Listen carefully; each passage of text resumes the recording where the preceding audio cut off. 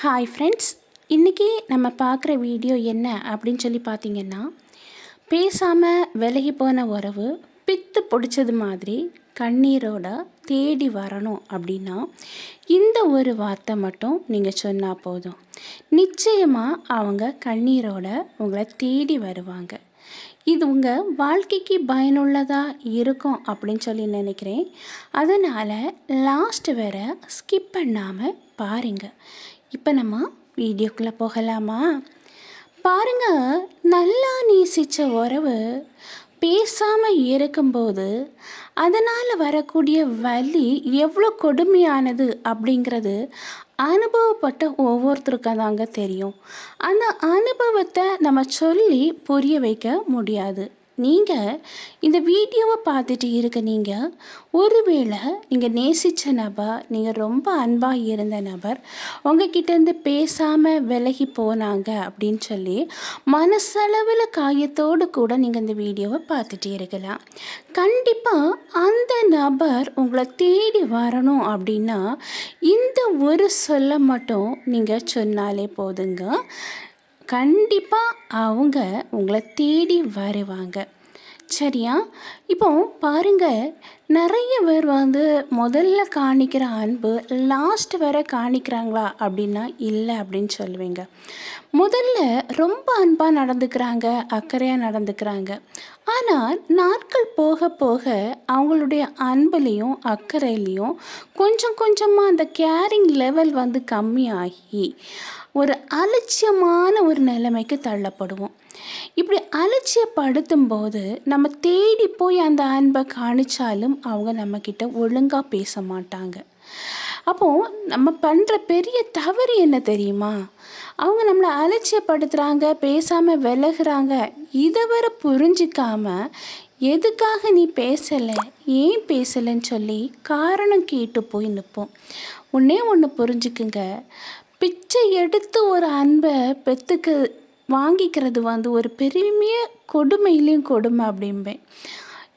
தன்மானத்தை இழந்து தான் அந்த அன்பு கிடைக்கணும் அப்படின்னு ஒரு சூழ்நிலை வரும்போது மனசு வலிக்கிற வலி வெளியே சொல்ல முடியாது. அப்போது அந்த நபர் கிட்ட பேசாமல் இருக்கும்போது நீ என்கிட்ட பேசு பேசு அப்படின்னு சொல்லி பின்னால் அலைஞ்சு தெரிஞ்சிருப்போம். அப்படி அலைஞ்சு தெரிஞ்சாலும் அவங்க பேசுவாங்களா? கண்டிப்பாக பேசவே மாட்டாங்க. அப்போது நீங்கள் பேசுகிறது, அதாவது அவங்கக்கிட்ட போய் காரணம் கேட்குறது, பின்னால் அலைஞ்சு துரத்திட்டு போகிறது, அவங்க அன்புக்காக கையேந்தி நிற்கிறது, இதெல்லாம் விட்டுட்டு அமைதியாகிடுங்க. நீங்கள் அமைதியாக இருக்கும்போது தான் அவங்க உங்களை உணரவே தொடங்குவாங்க. அதுக்குள்ளே ஃபேஸ் அப்போ தான் கிடைக்கும். நீங்கள் எப்போவுமே அவங்கக்கிட்ட அவைலபிளாக இருக்கும்போது, எப்போவுமே நீங்கள் அவங்கள பார்க்கலாம், பேசலாம் அப்படிங்கிற ஒரு சூழ்நிலை இருக்கும்போது அலட்சியப்படுத்துவீங்க. எந்த பொருள் நம்மளுக்கு கிடைக்காது அப்படின்னு சொல்லி தெரிய வருதோ அந்த பொருள் மேலே தான் மனுஷனுக்கு ஆசையும் கூடும். உண்மையா இல்லையா? அப்போ ஒரு பொருள் எப்போ பார்த்தாலும் பார்த்துக்கலாம், எப்போ பார்த்தாலும் பேசிக்கலாம் அப்படிங்கிற ஒரு சூழ்நிலை வரும்போது இவங்க தானே அப்படிங்கிற அந்த மைண்டுக்கு போயிடுவாங்க. உங்கள் அன்பு நீங்கள் எவ்வளோதான் கொட்டி கொட்டி கொடுத்தாலும் அங்கே அன்போட வேல்யூ அவங்களுக்கு தெரியாது.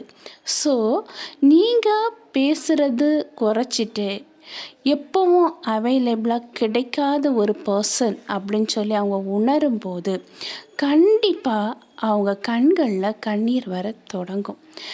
அப்போது முதல்லலாம் பின்னால் போய் நீங்கள் அலைஞ்ச நீங்கள் மௌனமாக இருக்கீங்க. இப்போ மௌனமாக இருந்துட்டு அவங்க மீது எந்த ஒரு கசப்பும் வேண்டாம், எந்த ஒரு வெறுப்பும் வேண்டாம். என்ன சொல்லணும் அப்படின்னா அமைதியாக இருங்க. முதல்ல உங்கள் மனசு, அதாவது உங்கள் உணர்வுகள் அவங்கள மதிக்க தொடங்கணும். ரெண்டாவது உங்கள் மனசில் இருக்கிற அந்த வெறுப்பு, அந்த கசப்பு, அந்த ஏக்கம் அவங்கள குறித்தது எதுவுமே இல்லாமல் மைண்டு ஒரு பீஸ்ஃபுல்லான ஒரு லெவலுக்கு வரணும். இப்படி ஒரு ரிலாக்ஸேஷன், அதாவது ஒரு மைண்டு ஒரு ரிலாக்ஸாக பீஸாக இருக்கும்போது, அமைதியாக இருக்கும்போது நீங்கள் நினைக்க வேண்டிய சொல்ல வேண்டிய வார்த்தை மன்னிக்கிறேன். பாருங்க, மன்னிக்கிறேன். நீ எவ்வளவுதான் என்னை புரிஞ்சுக்கிட்டு பேசாமல் நீ இருந்தாலும் நான் உன்னை மன்னிக்கிறேன். இப்போ வர என் இதயத்தில் உனக்கு ஒரு முழு இடத்த தருறேன். உனக்காக நான் காத்திருக்கிறேன். நீ ஆனால் என்னைக்காவது ஒரு நாள் என்னை தேடி வருவ அப்படிங்கிற ஒரு நம்பிக்கை கலந்த அந்த வார்த்தைகளை உங்கள் ஆழ் மனசுடன் கூடி நீங்கள் நினைக்கும் போது கண்டிப்பாக எந்த நபர் உங்ககிட்ட பேசாமல் உங்கள் மதிப்பை புரிஞ்சிக்காம விலகி போனாங்களோ அந்த நபர் உங்களுடைய மதிப்பு, உங்களுடைய மரியாதை, உங்களுடைய தன்னம்பிக்கை இதெல்லாம் பார்த்து அவங்களே உங்களை உணரத் தொடங்குவாங்க. உங்கள் மதிப்பை உணர தொடங்குவாங்க. அதே போல் உங்களுக்கு எப்போவுமே என்னென்னா நீங்கள் அவங்க இல்லாமல் இருக்கும்போது சோகமாக இருக்கிறது, வெளியே எந்த இடத்துக்கு போகாமல் அமைதியாக இருந்து அவங்களே யோசிச்சுட்டு இருக்கிறது, இதெல்லாம் அவாய்ட் பண்ணிவிட்டு நீங்கள் ரொம்ப ஹாப்பியாக இருக்கணும், ரொம்ப சந்தோஷமாக இருக்கணும். உங்களுக்கு பிடிச்ச இடத்துக்கு பிடிச்ச ட்ரெஸ்ஸை போட்டுட்டு பிடிச்ச ஹேர் ஸ்டைலோட பிடிச்ச நபரோட நீங்கள் சந்தோஷமாக வெளியே போகணும். அந்த ஃபோட்டோ எடுத்து சோஷியல் மீடியாவில் நீங்கள் என்ன பண்ணலாம், அனுப்பலாம். அப்போது இப்படி இருக்கும்போது அவங்க யோசிக்க தொடங்குவாங்க. என்னென்னா நம்ம அவங்கக்கிட்ட பேசாமல் விலகி இருக்கோம். ஆனால் நம்ம விலகி இருக்கிறது அவங்களுக்கு ரொம்ப வலியை தரலையோ, அவங்க கொஞ்சம் கொஞ்சமாக மாறிட்டாங்களா, நம்ம இல்லாமல் இருக்கும்போது கூட அவங்க வாழ்க்கையில் வளர்ச்சி பெற்றுக்கிட்டே இருக்காங்களே அப்படின்னு சொல்லி யோசிக்க தொடங்குவாங்க.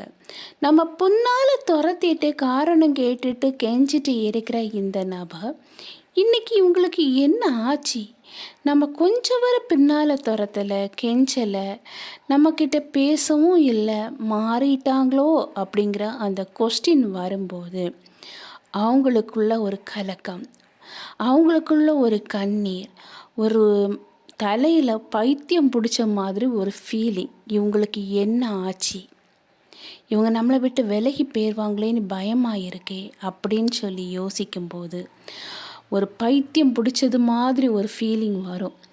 ராத்திரி வேளையில் தூங்காமல் யோசிச்சுட்டே இருப்பாங்க. எப்படியாவது இவங்கள பழையது மாதிரி மாற்றணும், நம்மக்கிட்ட ரொம்ப அன்பாக இருக்கிறவங்க மாதிரி அவங்க நடக்கிற மாதிரி நம்ம நடந்துக்கணும். இனியும் நம்ம அவங்க வருவாங்க, அவங்க நம்ம கெஞ்சுவாங்க, நம்மளை தேடி வருவாங்க அப்படின்னு சொல்லி அவங்களுக்காக நம்ம காத்திருக்கிறது வேஸ்ட். ஏன்னா நம்ம அப்படி இருந்துக்கிட்டு இருந்தோன்னா கண்டிப்பாக அவங்க மாறிடுவாங்க, நம்ம கண்டிப்பாக அவங்கள மிஸ் பண்ணிடுவோம். அப்படிங்கிற அந்த நிலைமைக்கு வர்றது மாதிரி நீங்கள் உங்கள் வாழ்க்கையை அமைச்சிக்கணும்.